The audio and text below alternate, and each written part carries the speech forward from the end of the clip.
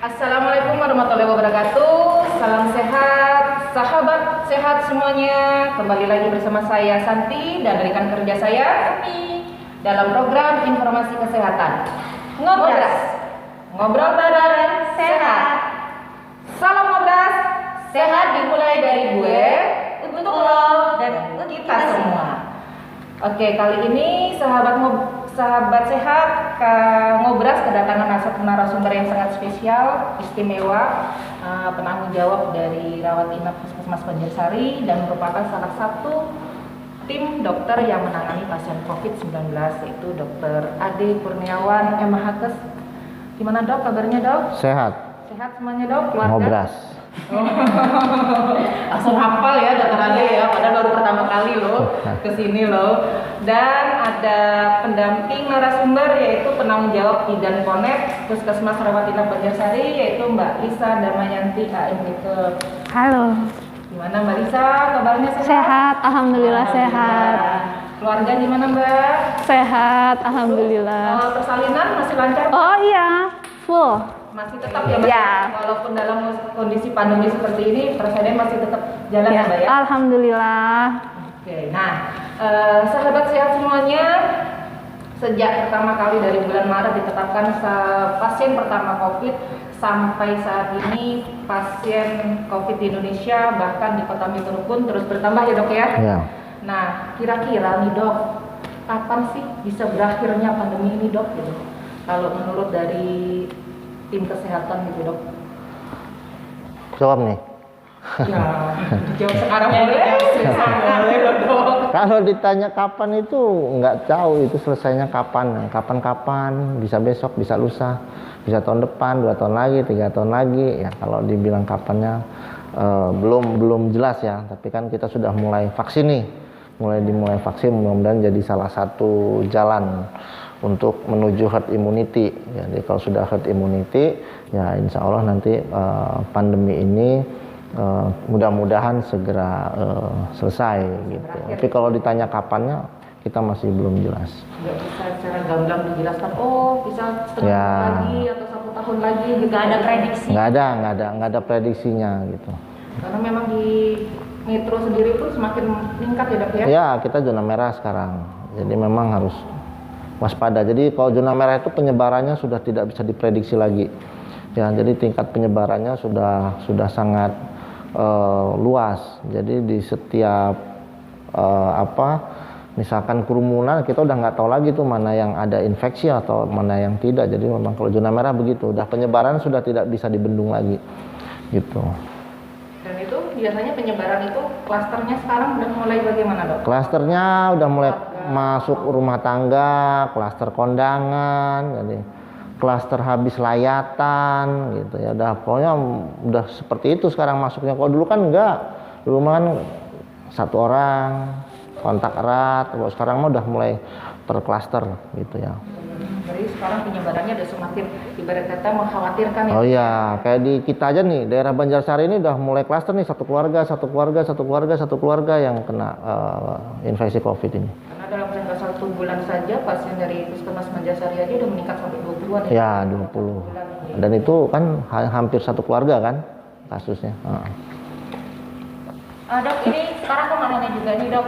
Ini kan banyak nih stigma masyarakat yang mau ke rumah sakit apa mau ke puskes nih. Itu kan biasanya ada nih yang orang awam bilangnya kalau jangan ke situ, nanti di COVID kan. Itu gimana dok tanggapannya sebagai dokter yang menangani COVID sendiri? Ya, yang jelas kalau di COVID kan tuh nggak ada. Jadi itu bahasa di COVID kan tuh nggak ada. Tetapi di musim pandemi ini semua gejala yang mengarah kepada COVID kita wajib curiga dia COVID. Jadi kalau bahasa kitanya suspek COVID ya. Yang dicurigai mengarah ke sana gejalanya ya kita curiga suspek COVID. Makanya kalau di rumah sakit atau di puskesmas sakit dirawat misalkan atau tidak dirawat mengarah ke sana biasanya kita periksa pendukungnya yaitu rapid test, bisa antibody, bisa antigen gitu. Jadi sebelum dia PCR berarti diagnostiknya masih suspek. Jadi nggak ada bahasa di COVID kan. Tetapi yang sekarang ini banyak kan begini, dia di rapid hasilnya reaktif, kemudian pasiennya meninggal. Meninggal pun pemakamannya harus secara protokol COVID. Jadi seolah-olah itu di COVID-kan, padahal memang hasilnya belum keluar. Tapi kebanyakan yang kematian ini 100% memang COVID pada saat hasil PCR-nya keluar.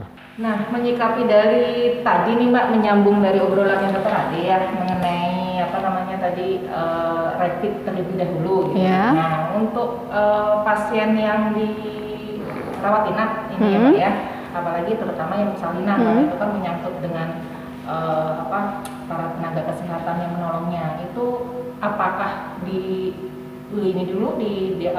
rapid dulu atau bagaimana gitu? Jadi kemarin juga sudah keluar surat edaran dari IBI bahwa untuk persalinan di BPS, kemudian di Fasiankes pemerintah itu sebaiknya memang dilakukan rapid untuk ibu yang akan bersalin.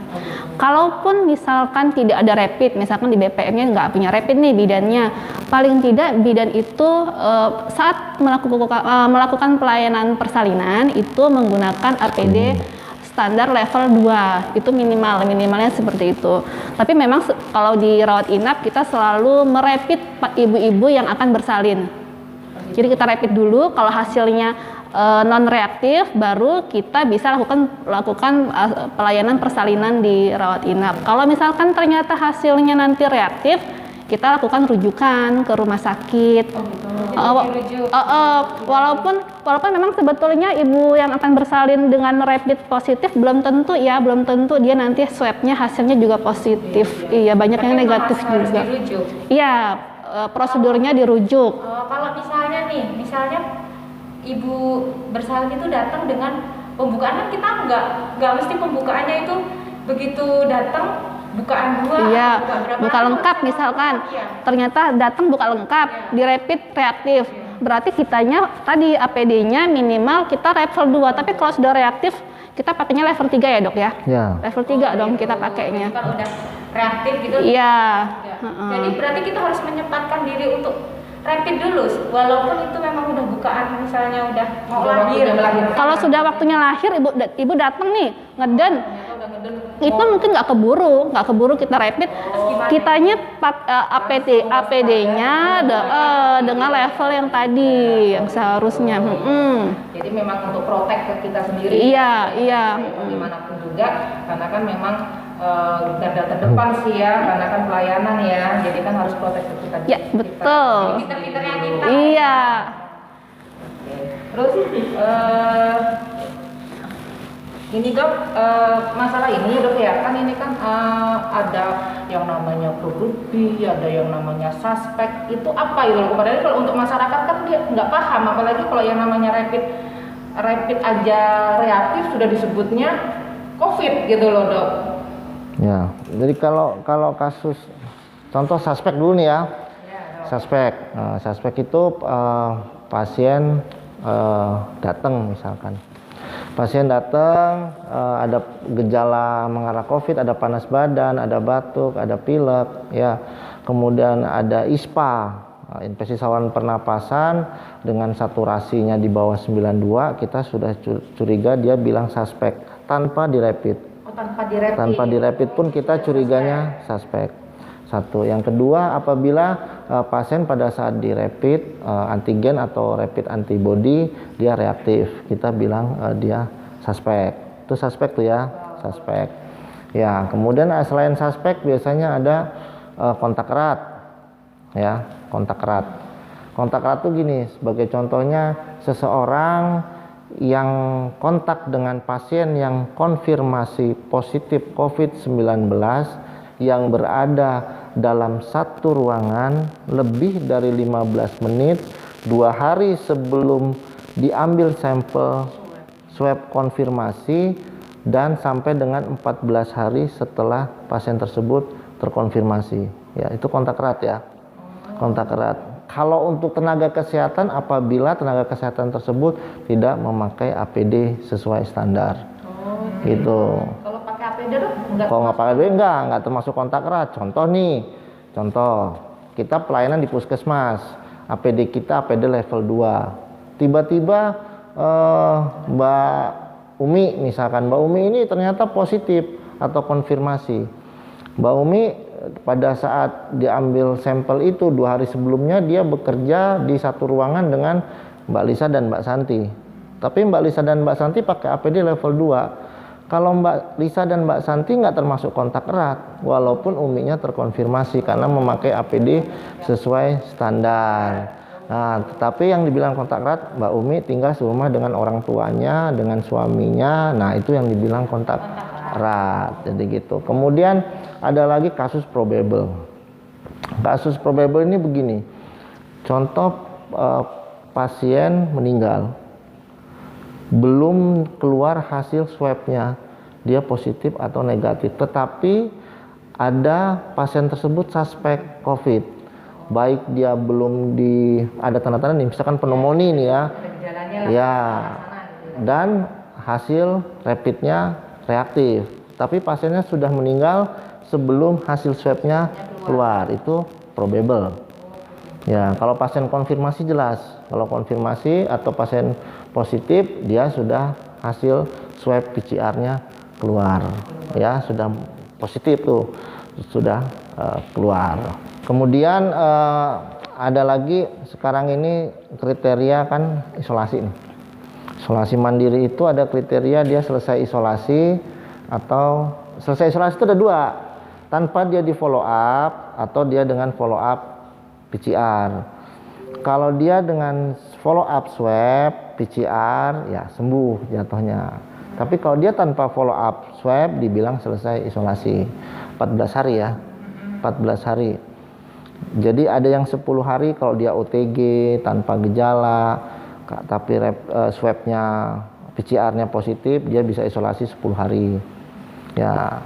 Kemudian ada juga yang 14 hari, tergantung dari situasi ketika ada gejala atau tidak ada gejala, ya, selesai isolasi. Jadi andai pun dia tidak di follow up ya nggak masalah. Kalau dia misalkan OTG atau gejala ringan, gejala sedang juga biasanya tanpa follow up dia sudah selesai isolasi. Kalau sudah selesai isolasi bebas dia keluar, tapi tetap protokol kesehatan yang ketat.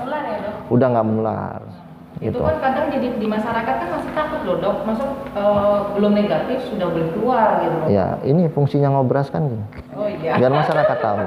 Bisa aja loh dok. Jadi sebetulnya tanpa follow up swab pun Nggak masalah. Tidak masalah. Bagi yang OTG gejala ringan sedang pun nggak masalah. Ya, tapi kalau untuk gejala berat wajib follow up.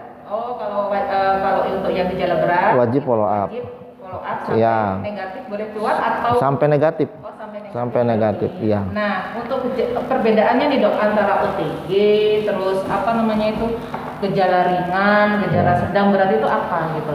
Saya ambil sampelnya gini. Contoh kalau yang gejala berat tuh dia biasanya diisolasi di rumah sakit dengan sesak nafas berat sampai butuh ICU, sampai butuh ventilator, alat bantu napas, itu berarti gejalanya berat. Karena kan COVID ini yang diserang sebenarnya pernafasan ya. Jadi dia SARS. Jadi itu yang gejala berat misalkan. Biasanya pun gejala berat bisa dengan komorbid atau tanpa komorbid. Nah, kemudian kalau dia yang gejala sedang nih, gejala sedang itu dia bisa sampai dengan sesak tapi saturasinya masih tetap di atas 92, kemudian hasil rongsernya dia mengarah kepada pneumonia. Nah, itu gejala sedang dengan batuk, dengan panas, dengan flu biasanya. Kalau gejala ringan-ringan aja biasanya tidak ada sesak nafas, tapi ada batuk, pilek, ada panas juga. Kalau yang tanpa gejala itu benar-benar memang dia orang yang sehat, nggak ada gejala apapun, panas, batuk, pilek nggak ada. Tapi pada saat di swab dia PCR-nya dia positif gitu. Oh, berarti kalau penciumannya hilang, itu masuk gejala ringan ya dok ya? Tergantung, kalau misalkan dia diperiksa RT-PCR-nya dia positif ya berarti konfirmasi dengan gejala ringan. Dok, ini kalau misalnya OTG nih ya, kita kan berarti nggak ada dampak apa-apa nih, nggak ada gejala apa-apa. Itu kita harus minum obat atau enggak sih dok? Ya, kalau di buku panduannya gini, kalau dia misalkan konfirmasi nih tanpa gejala saat ini misalkan ya, tanpa gejala saat ini, ada minum obat. contoh vitamin, kemudian bisa antibiotik dan antivirus. Jadi sesuai pedomannya begitu. Karena apa? Sekarang tanpa gejala belum tentu nanti besok, lusa, seterusnya itu tidak bergejala terus. Bisa aja tiba-tiba pasiennya ngedrop dari mulai tanpa gejala bisa langsung jadi gejala berat, itu juga mungkin terjadi. Makanya tetap ada sesuai pedomannya, ada obatnya memang terapi. Tapi kalau misalnya kita nggak tahu nih dok, misalnya kita nggak merasa kenapa-napa, terus kita nggak cek apa-apa, itu gimana? Ya nggak masalah, kembali lagi ke imun kita sih, ke daya tahan tubuh kita. Banyak OTG berkeliaran memang nggak ada gejala karena mungkin imunnya kuat gitu. Ya, itu dok, kan menyangkut tentang isolasi tadi dok ya. Ya. Kan untuk yang OTG kan apakah harus isolasi di satu tempat atau boleh isolasi di rumah, atau yang isolasi di satu tempat, di tempat yang di Wisma itu yang seperti apa, yang isolasi di rumah seperti apa ya? Ya. Isolasi, jadi namanya isolasi mandiri. Jadi kalau mandiri itu berarti dia dalam kondisi memang kondisi fisiknya dia bisa melakukan segala sesuatunya mandiri, jadi tidak perlu bantuan orang lain. Makanya dibilang isolasi mandiri, sampai makan pun sendiri, mandi sendiri, apa-apa sendiri gitu ya. Aktivitas bisa dilakukan sendiri. Aktivitas bisa sendiri, bisa di rumah. Kalau di Kota Metro kita punya Wisma Alvaro gitu ya. Jadi satu syaratnya begini, isolasi mandiri itu dilakukan ketika dia konfirmasi positif, satu ya, atau dia kontak erat. Satu, dia isolasi mandiri konfirmasi positif bisa dilakukan di rumah ya, dengan catatan satu, rumahnya mendukung baik secara fasilitas ya, dalam rumah kamar mandi harus sendiri, kamar tidur harus sendiri, kemudian lingkungan di dalam rumah, ada nggak orang tua di situ, ada nggak anak kecil di situ, ada nggak ibu hamil di situ, ini kelompok-kelompok rentan nih gitu ya. Kemudian yang ketiga, gimana dengan lingkungan sekitar?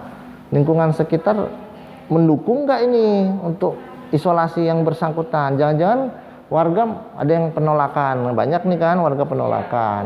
Nah, kalau misalkan kondisi rumah mendukung, warga sekitar mendukung, gugus tugas, pamongnya semuanya bagus mendukung, ya bisa di rumah. Cuma kalau memang hal tersebut tidak bisa dilakukan di rumah, nah bisa ke Alvaro ya, walaupun dia misalkan OTG atau gejala ringan sedang yang tidak perlu ke rumah sakit. Nah, kalau di Alvaro dia sebagai biasanya untuk transit pasca isolasi di rumah sakit. Misalkan nih diisolasi di rumah sakit 4 hari ya, kan harusnya 14 hari nih, 4 hari dia di rumah sakit, kemudian untuk proses penyembuhan observasinya bisa di Alvaro. Jadi Alvaro itu bukan untuk orang yang OTG aja, tapi yang keluar dari rumah sakit pun banyak yang ke situ, karena memang kan rumah sakit juga sekarang waiting list nih untuk masuk ruang isolasi penuh. Nggak semuanya tuh bisa masuk ruang isolasi. Jadi kadang-kadang yang dulu bisa observasi sampai dengan sembuh, sekarang nggak bisa. Hanya 4 hari, 10 hari misalnya kalau memang yang berat. Ketika sudah membaik tapi masih perlu pemantauan, di-over ke Alvaro gitu. Nyambung lagi tentang obrolan dari Dokter Adi ya Mbak Lisa ya. Ya. Kan ini selama pandemi ini kan kita mengurangi segala kegiatan yang ada di puskesmas ya Mbak ya. Terus kalau untuk pemeriksaan ibu hamil itu kan biasanya kan kita kunjungan rumah dan ataupun karena termasuk rentan ya dok ya. Kalau yang ibu hamil, kelompok rentan, imunisasi segala macam itu, nah itu cara apa namanya tuh ya, bagaimana sih biar ibu hamilnya itu juga aman gitu ya. Jadi tetap bahwa ibu hamil tetap harus memeriksakan kehamilannya. Kalau yang kemarin 2020 ibu hamil memeriksakan kehamilan minimal 4 kali selama kehamilan, 4 kali selama 9 bulan. Tapi untuk yang terbaru itu adalah 6 kali. Jadi 2 kali trimester 1, 2 kali trimester 2, dan 2 kali trimester 3. Itu yang terbaru. Itu sesuai dengan keluaran buku KIA yang terbaru, itu adalah 6 kali untuk pemeriksaannya. Tetap dilakukan pemeriksaan, silakan ibu hamil periksa ke puskes dengan tetap memakai masker, kemudian rajin cuci tangan pakai sabun dan air mengalir, serta menjaga jarak antar pengunjung, antar pengunjung. Iya. Dan kalau iya, dan kalau untuk kunjungan rumah, kami tetap melakukan kunjungan rumah dengan tetap memakai APD minimal level 1 tetap kita harus pakai. Level 1 kita harus pakai. Jadi tapi kalau misalkan kita curiga nih di lingkungan ini kayaknya begini, silakan memakai APD level 2 untuk kunjungan rumahnya. Tetap dilakukan kunjungan rumah. Oh, jadi untuk penggunaan APD sendiri waktu kunjungan rumah itu disesuaikan dengan disesuaikan dengan kondisinya ya. Misalkan ya patologis gitu ibunya ya. Ya, karena memang ada ibu-ibu yang sudah lahiran dia nggak kontrol ke puskes. Sementara kita kan harus tahu bayinya sehat enggak, ibunya perdarahan enggak, itu semua harus diperiksa dan dilaporkan. Jadi kalau kita nggak kunjungan kita nggak punya data sebetulnya gitu. Tapi tetap dengan menggunakan protokol. Iya, tetap dengan memperhatikan protokol kesehatan. Ya. Oh, Dokter Ade, sebenarnya gini, kalau misalkan ibu menyusui, dia terkonfirmasi COVID, itu tetap menyusui, tetap diberikan ASI-nya. Karena kadang ada masyarakat yang bilang nanti virusnya nular lewat ASI gitu. Jadi gini, kalau untuk ibu yang menyusui nih ya, kan ada nih bukunya pedomannya. Misalkan seorang ibu melahirkan terkonfirmasi COVID. Anaknya juga harus diperiksa sebenarnya, anaknya ini konfirmasi atau tidak, karena tetap harus anaknya pun harus diobservasi. Jadi memang kalau untuk dia ibu yang terkonfirmasi memang harus di vaskes, ya di vaskes bisa rumah sakit atau misalkan di puskesmas rawat inap, karena memang harus diobservasi. Nah kalau untuk masalah menyusui biasanya dianjurkan pakai susu perah. Pakai susu perah nih, karena kan ya karena sebenarnya yang dikhawatirkan kontaknya. Kontaknya ya. Kalau ke ASI-nya dia nggak. Kalau ke ASI-nya itu tidak. Jadi ke kontaknya. Makanya kalau memang ibunya itu atau bayinya itu tidak mau pakai susu dot atau susu perah, ya nggak apa-apa menyusui. Tapi ibunya harus dengan pakai masker. Gitu. Jadi nggak jadi masalah karena ASI juga kewajiban, jadi dia tidak masalahnya bukan lewat ASI-nya tapi kontak ibunya. Iya. Kalau pas dia hamil ternyata dia terkonfirmasi COVID, ya. Itu dia lewat plasenta nggak sih dok virusnya gitu nggak ya? Enggak. Bebas, jadi bayi aman ya dok ya? Aman. Di dalam kandungan itu aman ya dok? Aman. Nggak nular? Enggak. Tidak pengaruh dengan kehamilannya. Hanya saja kan gini. Kalau protokol terbaru kan Mbak Lisa ya, jadi kalau ibu sebelum tafsiran persalinan 2 minggu sebelumnya dia harus isolasi dulu, ya isolasi dulu karena yang terbaru ini ibu bersalin dengan konfirmasi tidak mesti harus operasi, normal bisa ya dok? Bisa persalinan normal. Terus bagaimana dok itu? Jadi apakah ibunya harus pakai masker atau Oh iya, kalau ibu melahirkan, ibu yang melahirkan ibunya wajib pakai masker, makanya petugasnya pakai APD level 3. Gitu. Jadi lebih kepada penguatan proteksinya ya. Jadi bukan membatasi. Jangan sampai ada istilah gini. Ibu riwayat mau SC. Anak kedua atau anak ketiga sulit mau SC karena apa? Masih terkonfirmasi masih positif, di swab lagi masih positif lagi, terus ibunya nggak SC dong, nanti nggak bisa. Lebih ke penguatan proteksi penolongnya. Kitanya, nah gitu. Makanya sebagai anjuran tuh Mbak Lisa, nanti pertemuan selanjutnya bahas tentang ibu hamil, karena memang sebelum tafsiran persalinan dia harus isolasi tuh 2 minggu. Ya sebelum dia tafsiran melahirkan. Nah di pedoman yang baru gitu. Ya karena agak ribet ya, apalagi kita lagi ngeden mau melahirkan pakai masker. Iya. Dan yang nolong pun ya pakai level 3. Kalau dia cepat, kalau dia misalkan lama, yang pakai level 3. Iya, makanya pokoknya kalau memang harus persalinan normal, APD-nya harus level 3 karena dia airborne kan. Ibu itu kan kadang teriak, kadang ngeden. Nah, pasti kan percikan lagi udara, jadi harus. Dan standar ruangannya juga harus bagus memang. Ya, VK-nya, tempat bersalinnya. Mungkin itu. Ini dok, kalau ini tadi kan ngomongin isolasi ya, sekarang ngomongin isolasi sama perekonomian nih. Biasa kan kalau misalnya orang diisolasi kan kalau masyarakat itu pasti gimana nanti makan saya? Makan gimana? Saya nggak Ini, kerja, oh, nanti saya nggak dapat gitu-gitunya nggak dapat uang gitu gimana? Nggak dapat. Ya, jadi gini, kalau itu emang jadi masalah ya. Tapi kan makanya di setiap kelurahan, kecamatan itu kan dibentuk satuan gugus tugas.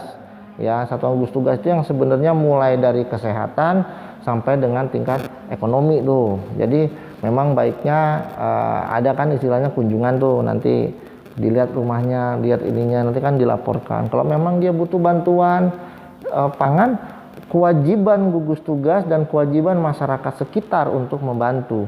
Itu kewajiban, ya, bukan sunnah lagi, wajib hukumnya untuk warga sekitar membantu orang yang sedang isolasi di rumah. Misalkan satu keluarga, ya, satu keluarga tuh, ya jangan sampai dia mau keluar cari makan nggak boleh, tapi nggak dikasih makan. Nah, ya harus wajib dikasih makan. Nah, makanya ada satuan gugus tugas tingkat kelurahan. Jadi tetap koordinasi dengan yang gugus tugas yang benar-benar sudah ada tupoksinya sendiri. Iya, betul. Kayaknya ini pertanyaan yang terakhir ya dok ya. Seandainya nih dok, ada petugas kesehatan di puskesmas nih, terus ada yang konfirmasi positif misalnya, kan pasti kan kita sebagai teman antara takut dan tidak takut ya, gitu ya, karena kan kita takutnya jangan-jangan saya tertular atau gimana. Nah, cara menyikapinya itu sebagai gimana dok? Apakah masih diperbolehkan masuk atau harus tutup semua, tidak ada pelayanan, atau harus bagaimana gitu dok? Ya, jadi gini, kalau untuk nakes nih ya, misalnya pegawai puskesmas, siapa yang wajib isolasi mandiri adalah satu kontak erat. Mau dia nantinya konfirmasi, mau dia nantinya misalkan tidak, contoh nih ya, kontak erat dia konfirmasinya di swab PCR-nya dia negatif, harus nggak lanjut isolasi? Harus, wajib lanjutkan isolasi sampai dengan 14 hari. Karena bisa aja sekarang diambil swabnya negatif tuh, bisa aja, makanya di follow up 7 hari.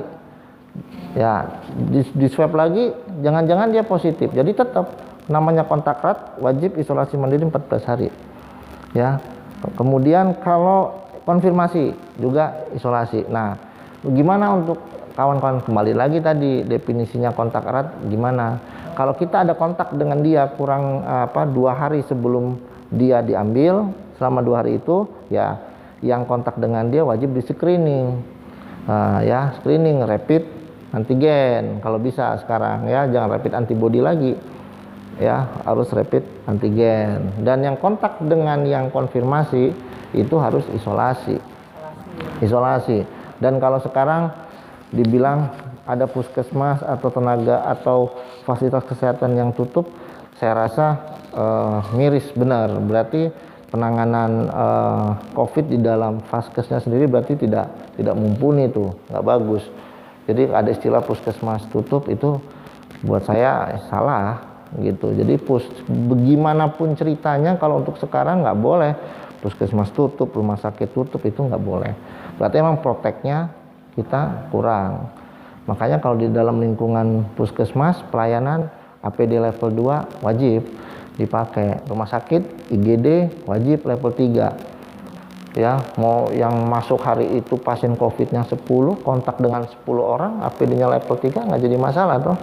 Nah, iya nggak masuk, itulah protek ya. Kalau kita tenaga kesehatan masuk kontak erat, habis judulnya ya gitu ya. Nah, jadi ini ya, jadi jangan sampai salah persepsi, puskesmas tutup ya boleh-boleh aja, tapi harus memang screeningnya harus jelas. Oke dok, terakhir dok, untuk closing statement dok dari dokter Ade terlebih dahulu. Closing statement, tetap jaga kesehatan, tingkatkan imun, protokol kesehatannya semakin harus diperketat. Untuk nakes jangan pernah katakan tidak untuk vaksin. Kita mau vaksin bentar lagi, harus Februari harus semua 100% nakes kita tervaksin. Jadi tetap jaga kondisi, jaga kesehatan, tetap semangat, dan kita yakin pandemi ini pasti akan berakhir. Amin. Amin. Terus dari Mbak Lisa sendiri bagaimana ibu-ibu hamil? Iya, untuk ibu hamil tetap memeriksakan kehamilannya di puskesmas, di klinik swasta atau di rumah sakit. Minimal dalam 9 bulan itu ada 6 kali melakukan pemeriksaan kehamilan. Kemudian Jangan takut untuk memeriksakan, tetap terapkan protokol kesehatan, memakai masker, rajin mencuci tangan, dan menjaga jarak. Oke, sahabat sehat semuanya, sudah obrolan kita pada kali ini mengenai tentang informasi COVID-19. Saya ucapkan terima kasih kepada Dr. Ade dan Mbak Lisa sudah menyempatkan waktunya untuk datang. Ya, sama-sama. Yang penting kita tetap jaga kesehatan dari mulai diri kita sendiri, tetap menerapkan protokol kesehatan 3M, yaitu memakai masker, menjaga jarak, dan mencuci tangan. Oke, sampai ketemu di ngobrol selanjutnya. Tentu dengan obrolan yang lebih menarik lagi, ya. Mau belajar selama ngobrol?